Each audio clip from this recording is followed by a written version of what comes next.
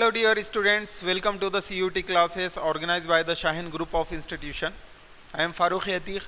Yesterday we have seen the few topics related to the atomic structure. In that chapter we have already completed Dalton's atomic theory, J.J. Thomson's postulates, Bohr's atomic model and Lord Rutherford's atomic model. We have seen the drawbacks of that theories or postulates. Today I am going to discuss a little bit detail. We are going to discuss the atomic particle, subatomic particle like proton, electron and neutron. As you can see on the screen, that is पहली जो slide हमारी यहाँ पे वो है proton से related. हमने Rutherford atomic model में ये चीज़ देखी हुई है कि हमारा जो न्यूक्लियस है, न्यूक्लियस के अंदर हमारे सब एटॉमिक पार्टिकल्स प्रेजेंट होते हैं. ये पार्टिकल्स क्या है, ये आपके न्यूट्रॉन और प्रोटॉन होते हैं. एक्चुअल में ये जो क्लासिकल फिज़िक्स में हम standard physics classical physics model में हम जब पढ़ते हैं तो हमें ये बताया जाता है कि हमारे न्यूक्लियस के अंदर सिर्फ दो ही सब एटॉमिक पार्टिकल है, जबकि रियलिटी ये है कि न्यूक्लियस के अंदर जो टाइनी सा छोटा सा न्यूक्लियस है हमारा, उस न्यूक्लियस के अंदर अभी के जो रिसर्च है मोर देन 250 प्लस सब एटॉमिक पार्टिकल्स प्रेजेंट है, जिसके अंदर मेजॉन्स, पाई मेजॉन्स, इस टाइप के जो पार्टिकल्स, न्यूट्रिनोज वगैरह इस टाइप के पार्टिकल्स पाए जाते हैं. और आपको पता ही है कि इलेक्ट्रॉन्स जो है तो वो अपने अपने ऑर्बिट में रिवॉल्व करते हैं. ये सारी चीज़ें हम कल देख चुके हैं. मैं आपको बताता चलूँ यहाँ पे कि प्रोटॉन जो है साहब, ये प्रोटॉन जो है ये पॉजिटिवली चार्ज पार्टिकल है और न्यूट्रॉन जो है ये चार्जलेस होते हैं. और पूरे एटम का, सारे एटम का जो पूरा मास है, whole mass of an atom is concentrated its in nucleus. Nucleus भले ही आपके एटम से जो है बहुत छोटा है, इतना छोटा होता है कि उसका जो डायमीटर है वो 1,00,000 गुना छोटा होता है. मैं डायमीटर की बात कर रहा हूँ, साइज में तो बहुत छोटा होगा, लेकिन उतना छोटा होने के बाद भी हमारा जो न्यूक्लियस है वो सारे एटम का 99% से भी ज़्यादा मास कैरी करता है. यानी इलेक्ट्रॉन का मास नेग्लिजिबल है. यहाँ पे इससे ये कंक्लूजन निकलता है, सारा के सारा मास आपका न्यूक्लियस के अंदर प्रेजेंट है. और ये मास क्यों है, ये वेट क्यों है, ये सारा के सारा मास है आपका due to the presence of the proton and the neutron. आपको ये चीज़ याद रखना है, ठीक है. प्रोटॉन जो है आपके पॉजिटिवली चार्ज है और इन पॉजिटिवली चार्ज को न्यूट्रलाइज करने के लिए आपके एटम के अंदर जो है इलेक्ट्रॉन होते हैं जो अपने ऑर्बिट में घूमते हैं. अब मैंने यहाँ पे वर्ड न्यूट्रलाइज करने का यूज़ किया तो आपको पता चल चुका होगा कि यहाँ पे जितने नंबर ऑफ प्रोटॉन होंगे साहब उतने नंबर इलेक्ट्रॉन प्रेजेंट होंगे. यानी कि फॉर एग्जांपल हम हाइड्रोजन की बात करें तो हाइड्रोजन के अंदर हमारे पास कितने इलेक्ट्रॉन हैं, कितने प्रोटॉन हैं? एक. जाहिर सी बात है क्योंकि हाइड्रोजन का एटॉमिक नंबर क्या है, एक है. तो ये हमारा हाइड्रोजन है, इसमें एक प्रोटॉन एक न्यूट्रॉन है. तो ये जो न्यूक्लियस है हाइड्रोजन का हमारा, इसमें सिर्फ एक प्रोटॉन प्रेजेंट होता है, न्यूट्रॉन यहाँ पे नहीं होता है. न्यूट्रॉन ज़ीरो होते हैं और उसके अतराफ में जो ऑर्बिट होता है वहाँ पे एक इलेक्ट्रॉन प्रेजेंट होगा. इसी तरीके से आप देख सकते हैं यहाँ पे जो है हम लेंगे ऑक्सीजन का, कार्बन ले लेंगे C4, ठीक है. तो कार्बन का जो C4 है आपका जो 4 है एटॉमिक नंबर, इसका मतलब ये है कार्बन के अंदर जो प्रोटॉन की संख्या है, जो प्रोटॉन का नंबर है वो 4 है. और उसके ऑर्बिट में जो इलेक्ट्रॉन घूमेंगे वो भी कितने घूमेंगे, 4 घूमेंगे. यहाँ पे आप लोग ध्यान करने की, जो फोकस करने की बात है, मैंने पहले ऑर्बिट में सिर्फ 2 इलेक्ट्रॉन दिया यहाँ पे, इसलिए कि हमारा जो पहला ऑर्बिट है, जो पहला शेल है, इसके अंदर आपको मैक्सिमम 2 इलेक्ट्रॉन ही रहेंगे. मैंने कल बताया बोहर्स एटॉमिक मॉडल में कि आपके इलेक्ट्रॉन्स के ऑर्बिट तय है, फिक्स्ड है ना. और यहाँ पे आपके 8 आएंगे सेकंड ऑर्बिट में, लेकिन हमारे पास 4 ही इलेक्ट्रॉन है, 4 ही प्रोटॉन है. तो साहब आप लोग देखेंगे यहाँ पे ये जो है आपके 4 प्रोटॉन और ये 4 इलेक्ट्रॉन इसको न्यूट्रलाइज करेंगे. होप सो आप लोगों को कंसेप्ट समझ में आ गया होगा. अब बात करते हैं न्यूट्रॉन की. देखिए यहाँ पे न्यूट्रॉन जो है ये मास के लिहाज से, वेट के लिहाज से प्रोटॉन से ज़्यादा हीवी होते हैं, लेकिन these particles are the chargeless particles. इनके ऊपर कोई चार्ज नहीं है, इसलिए ये न्यूट्रल रहेंगे, इसलिए इनका नाम न्यूट्रॉन दिया गया है, ठीक है. आगे बढ़ते हैं. हम उतना डिटेल जाने की ज़रूरत नहीं है, आपके एग्जामिनेशन के हिसाब से इतना ही काफ़ी है. बाकी जो दूसरे सब एटॉमिक पार्टिकल्स है, अभी जो मॉडर्न और क्वांटम मैकेनिक्स के अंदर हम जो स्टडी कर रहे हैं कि हमारे पास जो न्यूक्लियस के अंदर है बहुत सारे पार्टिकल हैं जो 250 प्लस से ज़्यादा है, ठीक है. आगे चलते हैं.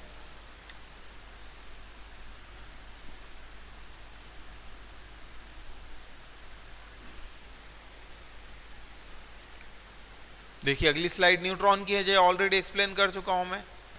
यहाँ पे थोड़ी सी थ्योरी दी हुई है कि न्यूट्रॉन क्या है। Neutron had been discovered by the James Chadwick. ठीक है, न्यूट्रॉन की जो डिस्कवरी की किसने की? जेम्स चैडविक ने की, ये साइंटिस्ट थे। Charge on neutron is 0, already explained in previous slide. The relative mass of neutron is 1.00863 atomic mass unit. AMU यहाँ लिखा है, मतलब एटॉमिक मास यूनिट है ये। ठीक है, ये अलीगढ़ मुस्लिम यूनिवर्सिटी नहीं है, ये एटॉमिक मास यूनिट है। एंड इस एब्सोल्यूट मास इज 1.675 इंटू 10⁻24 ग्राम। मैंने आपको बताया ये जो -24 है, यानी हम 1 किलोग्राम के कितने हिस्से करेंगे, एक के बाद हम 24 यानी 24 जीरो लगा लेंगे और उतने मास के उतने हिस्से करेंगे, उतने सेक्शन करेंगे और उसमें से एक सेक्शन उठाएंगे तो उसका मास इतना होता है। और यहाँ पे आपको किलोग्राम में दिया, ये ग्राम से किलोग्राम में कन्वर्जन है, कुछ नहीं है यहाँ पे। अगले इसमें चलते हैं हम। Okay,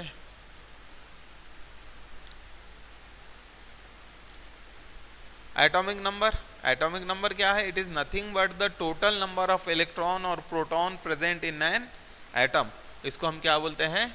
atomic number. The number of proton और electron in an atom is called as atomic number. It is denoted by alphabet Z, capital Z या स्मॉल z से आप इसको रिप्रेजेंट करते हैं। मास नंबर क्या है?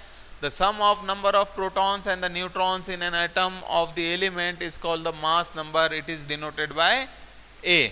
मैंने आपको बता दिया, देखो जो मास है, जो पूरा की पूरा मास है हमारा, मोर देन 99% से ज़्यादा, आई थिंक अगर मैं गलत नहीं जा रहा 99.98% समथिंग होता है वो।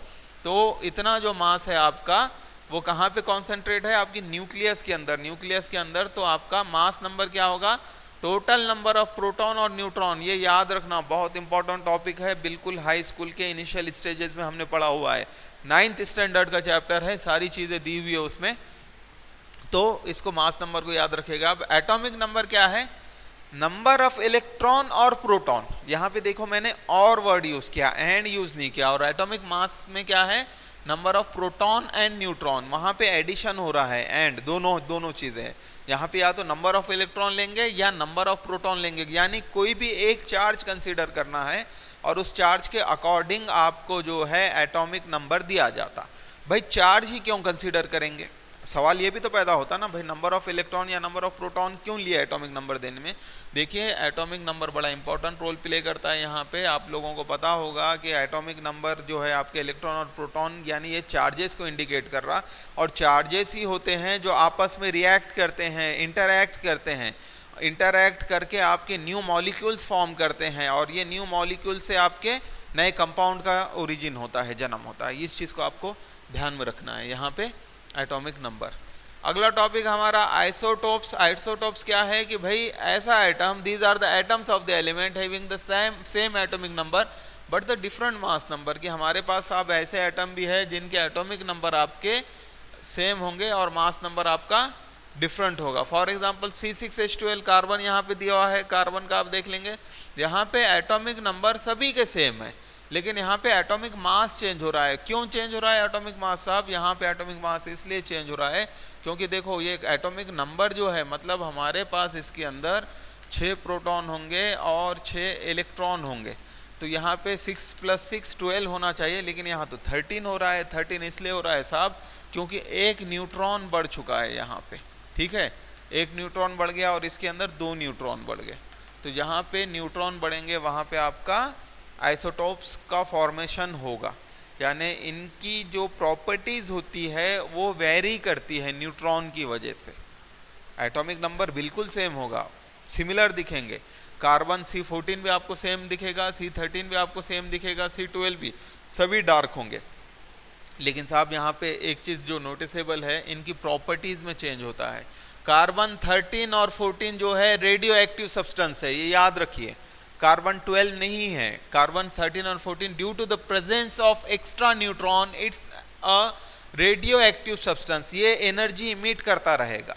अब रेडियो एक्टिव सब्सटेंस क्या है? आप लोगों ने बचपन में सभी ने देखा होगा, अपने साइकिल वगैरह पे जो है, हाई स्कूल में किसी ने रेडियम लगाया होगा, किसी के पास बाइक किसी ने खरीद होगी। आजकल का दौर तो अलग है, ये न्यू जनरेशन है, जेन जी है,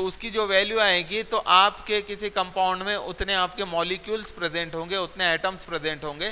इसको हम अवोगाड्रोस नंबर बोलते हैं। जस्ट याद रखिए इसकी फिगर नंबर, क्योंकि ये आपके 9th स्टैंडर्ड के एनसीईआरटी में दिया हुआ है और ये आपको हेल्प करेगा इंशाल्लाह आने वाले दिनों में।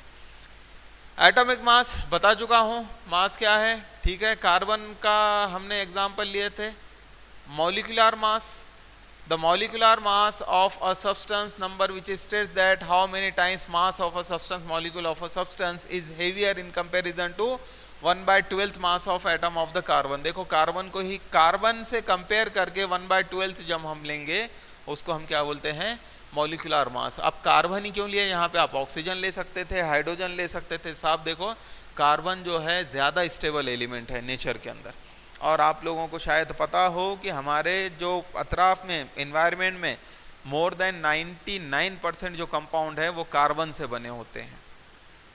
इन शॉर्ट टेस्ट करने के लिए काफ़ी सारे केमिकल टेस्ट होते हैं, लेकिन आप ऐसे कर सकते हैं इन जनरल कि जो चीज़ जल के ब्लैक हो रही है उसके अंदर कार्बन है। फॉर एग्जांपल आप रोटी घर में बनाते हैं, जैसे कि मैं पहले ही बता चुका हूँ कि हमारे पास जो सबसे बड़ी लैब है वो हमारा किचन है।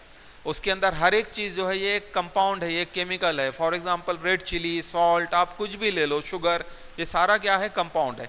आप देख लेना, आप शुगर को बर्न करोगे वो जलकर ब्लैक हो जाएगा, रोटी बर्न होगी वो जलकर ब्लैक हो जाएगा। इवन आप मीट और मटन वगैरह जो होता है उसको बर्न करो वो जलकर ब्लैक हो जाएगा। और जो सब्सटेंस ब्लैक नहीं होंगे वो इनऑर्गेनिक कंपाउंड है, यानी उसके अंदर कार्बन प्रेजेंट नहीं है। फॉर एग्जाम्पल आपका सॉल्ट, आप सॉल्ट को बर्न करो वो कभी ब्लैक नहीं होगा उसके अंदर, क्योंकि NaCl है, सोडियम क्लोराइड है, जो कि नॉन कार्बोनिक कंपाउंड है। ठीक है, आगे चलते हैं। आगे बड़ा इंटरेस्टिंग टॉपिक है nature of light and electromagnetic spectrum. यहाँ पे सब आप लोग देखेंगे कि मैं बताऊंगा आपको इस स्लाइड में कि लाइट का नेचर कैसे होता है। देखिए एक चीज़ तो ध्यान में रखिए, सबसे पहले ये जो लाइट है जो हमें नज़र आ रही है, ये बड़ा छोटा पोर्शन है जो हमारी आंखें परसीव कर पाती है, इसको विजिबल पोर्शन कहते हैं। अगर इसको हम नैनोमीटर में कैलकुलेट करें तो ये 376 नैनोमीटर के दरमियान होता है, यानी इसकी एक रेंज है कि 376 नैनोमीटर, 400 नैनोमीटर मान लीजिए कि आप 75 नैनोमीटर से 400 नैनोमीटर तक अप्रॉक्सीमेट आप लाइट का जो पोर्शन है वो देख पाते हैं। उससे पहले वाला भी आपको नज़र नहीं आता और उसके बाद वाला भी नज़र नहीं आता। यहाँ पे स्लाइड थोड़ी सी उल्टी है। एनर्जी के हिसाब से ऐसा होना चाहिए कि सबसे पहले जो हाईली एनर्जेटिक पार्टिकल है वो गैमा रेडिएशन है, यहाँ पे थोड़ा सा फीका हो रहा है, ये गैमा रेडिएशन है। उसके बाद आपके एक्सरेज है, फिर अल्ट्रा वायलेट है, उसके बाद विजिबल लाइट का पोर्शन होता है, फिर इंफ्रारेड होता है, फिर माइक्रोवेव होता है, फिर रेडियो वेव्स होता है। इस तरीके से आपके अलग अलग टाइप के वेव्स होते हैं। तो गैमा रेडिएशन में देखो यहाँ फ्रीक्वेंसी ज़्यादा है, यानी ये जो मोशन है ये जिगजैग वाली, ये गैमा में ज़्यादा है कंपेरेटिवली। आपके रेडियो वेव में देखिए यहाँ पे ये मोशन कम है, यानी गैमा रेडिएशन जहाँ पे जिगजैग ज़्यादा होगा, इसे फ्रीक्वेंसी कहते हैं जिगजैग को। जहाँ पे फ्रीक्वेंसी ज़्यादा होगी साहब, वहाँ पे क्या होगा पता है आपको, वहाँ एनर्जी ज़्यादा होगी, ठीक है। और जहाँ पे फ्रीक्वेंसी कम होगी वहाँ पे एनर्जी कम होगी। तो यहाँ पे आप लोगों को पता है विजिबल लाइट में हम जो देख पाते हैं वो क्या देख पाते हैं, विब जॉर। विब जॉर आपने पढ़ा ही है 8th स्टैंडर्ड में। वॉयलेट आपका, sorry VIBGYOR VIB, violet, indigo, blue, green, yellow, orange, red. यहाँ पे फ्रीक्वेंसी के हिसाब से ये विब जॉर बना हुआ है कि यहाँ पे सबसे ज़्यादा फ्रीक्वेंसी वाला पहले होगा V है, और रेड की जो है फ्रीक्वेंसी सबसे कम होती है। तो आप लोगों के लिए एक सवाल मैं देता चलूँ यहाँ पे कि एक क्वेश्चन ये है कि जितने सारे भी सिग्नल होते हैं तो वो जब परमिटेड होते हैं तब ग्रीन क्यों होते हैं, और जब रिस्ट्रिक्टेड होते हैं, जब रोका जाता है तो रेड क्यों होते हैं, है ना। आप लोगों ने हर जगह देखा, रेलवे से लेकर आपकी रोडवेज की ट्रैफिक तक, कि हमारे पास सिग्नल पे जो है 2 ही टाइप के लाइट जो होते हैं, रोकने के लिए और मूव ऑन करवाने के लिए। रोकने के लिए रेड सिग्नल को यूज़ किया जाता है किसी भी व्हीकल को, और सिग्नल ग्रीन देते हैं ताकि आप वहाँ से कैरी कर लो। वाई, क्यों? इसका जवाब आप बताना। इंशाल्लाह मैं आपको ना जमे तो मैं कल के लेक्चर में बताऊँगा, आप लोग इसको सोचने की कोशिश करें। तो यहाँ पे वेवलेंथ का मैं बता रहा था, यहाँ पे अलग अलग चीज़ें हैं। इंशाल्लाह आज हम यहाँ पे रुकते हैं। कल के लेक्चर में मैं वेव्स के मतलब अलग अलग टाइप बताऊंगा, ये सारा इन डिटेल डिस्कस करेंगे हम लोग। फ्रीक्वेंसी क्या है, एम्पलीट्यूड क्या है, वेवलेंथ क्या है, टाइम पीरियड क्या है, ये सारी चीज़ें बताऊंगा। कुछ थेरीज वगैरह बताऊंगा, श्रोडिंजर्स वेव इक्वेशन भी बताते चलूँगा साथ में चलते चलते। और हम लोग थोड़ा सा हिजनबर्ग अनसर्टेनिटी प्रिंसिपल को फिर से रिवाइज करेंगे, जो मैं पहले लेक्चर में बता चुका हूँ। ठीक है, होप सो आपने काफ़ी इन्जॉय किया होगा इस लेक्चर को। मिलते हैं अगले सेशन में।